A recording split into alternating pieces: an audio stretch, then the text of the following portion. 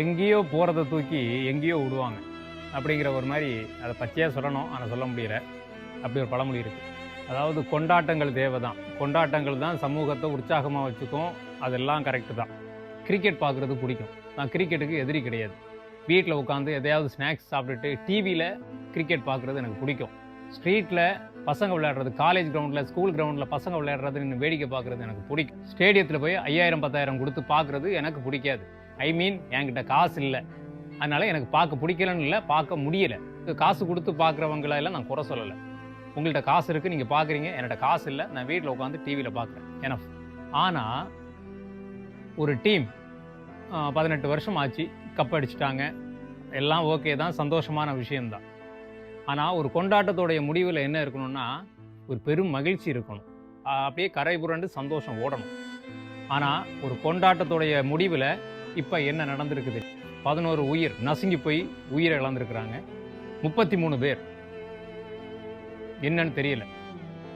இது ஒரு மாநில அரசாங்கத்தை கேள்வி கேட்கக்கூடிய வீடியோ இல்லை. ஆனால் கேள்வி கேட்காம எப்படித்தான் இதை கடந்து போக முடியும்? அந்த 11 பேர் இறந்ததில் குழந்தைங்க இருக்குது.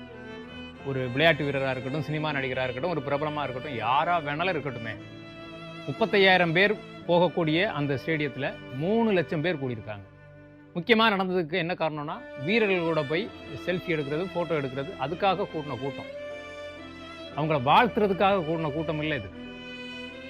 அவங்க கூட நின்று ஒரு ஃபோட்டோ எடுத்துடலாமா, அவங்க கூட நின்று ஒரு செல்ஃபி எடுத்துடலாமான்னு ஒட்டு மொத்தமாக கூட்டின கூட்டம் தான் இது. அதாவது மக்களை என்ன சொல்றது? அதாவது பிரபலமானவர்களை தூரமாக உட்கார்ந்து ரசிக்கிறது ஒன்று, அவங்கள நமக்கு பிடிக்கும், அவங்கள மனசார கொண்டாடுறது ஒன்று. ஆனால் இப்போ நடந்தது சகிச்சுக்கவே முடியாது. ஒரு 5000 போலீஸ்காரங்களால ஒரு 3 லட்சம் 4 லட்சம் பேர் என்ன பண்ண முடியும்? அதாவது ஒரு கொண்டாட்டத்தோடைய 18 வருஷ தவம் இன்னைக்கு ஏன்டா இந்த கப்பை ஜெயிச்சோன்னு சொல்லி அந்த டீமுக்கே ஒரு மாதிரி, இது காலத்தால் அழிக்கப்பட முடியாத ஒரு நிகழ்வு இது. அவங்க இந்த கொண்டாட்டத்தை இனி செலிப்ரேட் பண்ண முடியுமா? யாராவது இந்த கப்பை வச்சுட்டு நாங்கள் கப்பை வின் பண்ணிட்டோம் யாராவது நின்று ஃபோட்டோ எடுக்கிறதுக்கு மனசு வருமா? 11 உயிர் போயிருக்குது, குழந்தை உட்பட.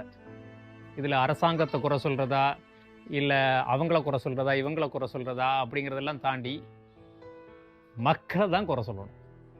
மக்கள் தான் இந்த மொத்த அசம்பாவிதத்துக்கும் மொத்த காரணமும் மக்கள் தான். இது அரசாங்கமோ காவல்துறையோ ஒன்றுமே கிடையாது. மக்களுடைய மனநிலை.